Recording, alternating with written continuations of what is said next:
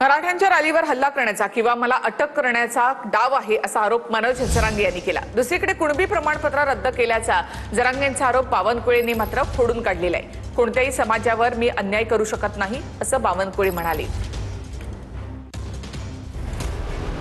मराठा आंदोलक मनोज जरांगे पाटलांनी सरकारवर नवा आरोप केलाय। मराठा समाजाच्या रॅलीवर हल्ला करण्याचा किंवा मला अटक करण्याचा डाव असल्याचा आरोप जरांगेंनी केलाय। तर बावनकुळेंच्या सांगण्यावरूनच मराठा कुणबी प्रमाणपत्र रद्द झाल्याचंही जरांगेंनी म्हटलंय की देवेंद्र फडणवीसांनी सगळे डाव करून बघितले, आता शेवटचा डाव काहीतरी रॅलीवर हल्ला करायचा किंवा मला अटक करायची, याला कुठेतरी काहीतरी दगडफेक झाली पाहिजे, रोड बंदोबस्त काढायचा। बावनकुळेंनी मात्र जरांगेंचे हे आरोप खोडून काढले। यांचा माझच उतरतो, त्याच्याशिवाय हे ठेपायला येत नाही दादा। कारण फडणवीसांच्या माध्यमातून तो बावनकुळे प्रमाणपत्र रद्द करण्यासाठी पत्र काढतो, हे देशात पहिल्यांदा झालं असं नसं की एखादा मंत्री पत्र काढतोय प्रमाणपत्र रद्द करायला। शिरसाटच्या सांगण्याहून मराठ्यांचं वाटोळं केलं, यांच्या डोक्यात हवा गेली हवा।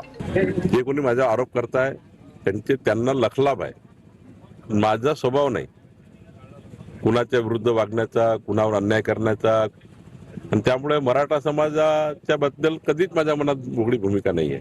खऱ्या अर्थाने मी कधीच कुणावर अन्याय करू शकत नाही, माझा स्वभाव नाही, त्यामुळे कुणी माझ्यावर असं बोललं त्यांना त्यांचा लखलाभ आहे।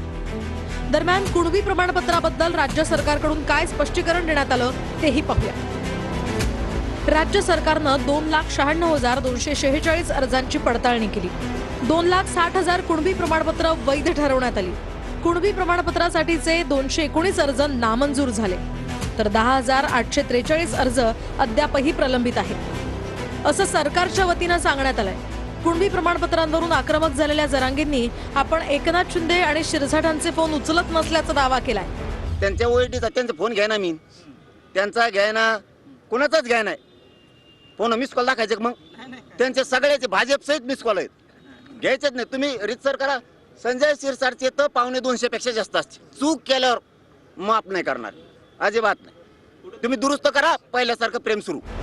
दुसरीकडे जरांगेंच्या आंदोलनामुळे सरकार झुकलं तर आम्हीही रस्त्यावर उतरू असा इशारा ओबीसी नेते बबनराव तायवाडे यांनी दिलाय। 1967च्या पूर्वीचा पुरावा पाहिजे, त्या वंशावळ जे असेल त्या वंशावळीमध्ये जुळलं पाहिजे, तरच त्या व्यक्तीची व्हॅलिडिटी होते, अन्यथा व्हॅलिडिटी होत नाही। आणि चुकीचे प्रमाणपत्र जर कुठल्या अधिकाऱ्याने दिले असेल काय, तर त्या अधिकाऱ्यालाही पनिशमेंट व्हायला पाहिजे। सरकार झुकलं तर आम्ही तयार आहोत ना रस्त्यावरती बसायला। असं कसं झुकेल सरकार? सरकार ज्या दिवशी अशा प्रकारे कुठला निर्णय घेण्याच्या मानसिकतेमध्ये दिसेल, हा संपूर्ण 60% ओबीसी समाज रस्त्यावरती येईल।